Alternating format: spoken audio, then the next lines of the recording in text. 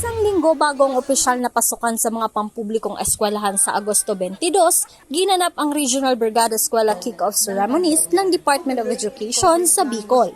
Napili bilang host ng aktibidad ang Brigada Eskwela Model School Don Serviliano Platon Memorial National High School sa Tinambak, Camarines Sur. Noong nakaraang taon, kami po ang nanalo sa Regional Brigada Eskwela at Brigada Pagbasa. Ayon kay DepEd Regional Director Gilbert Sadsad, muling naghahanda ang ahensya at mga stakeholder ng Brigada Eskwela sa pagbabalik ng face-to-face learning sa mga eskwelahan.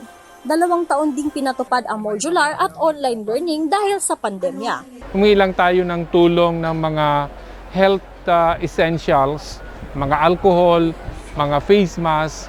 Ayun ang mga hiningi natin para ibigay sa mga mag-aaral. Ngayong taon, nariyan pa rin ang suporta ng mga stakeholders sa Brigada Eskwela.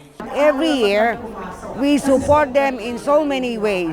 For Bicol, for Region 5, we actually allocated 460,000 of Brigada Eskwela support in the entire Bicol region. Magtarabangan po kita para makagibo po tayo ng mas marhay na poturo para sa satuyang probinsya. Sigurado si Sadsad, mahigit 90% ng mga pampublikong eskwelahan ang handa na sa pasukan.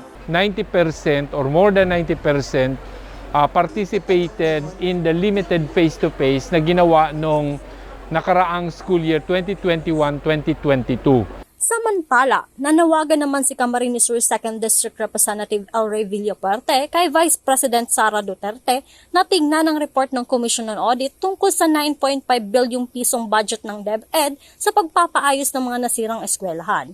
Sa Camarines Sur, 121 eskwelahan sa mga bayan ng probinsya kasama ang lungsod ng Iriga ang hindi naaayos ang classroom o nakokompleto ang mga kailangang gamit dahil hindi na ibigay ng DepEd ang pondo na nagkakahalagang mahigit 560 million pesos mula sa Quick Response Fund noong nakaraang taon.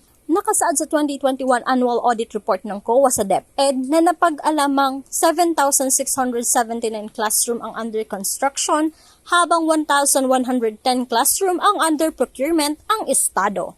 Marge Serico, CSA.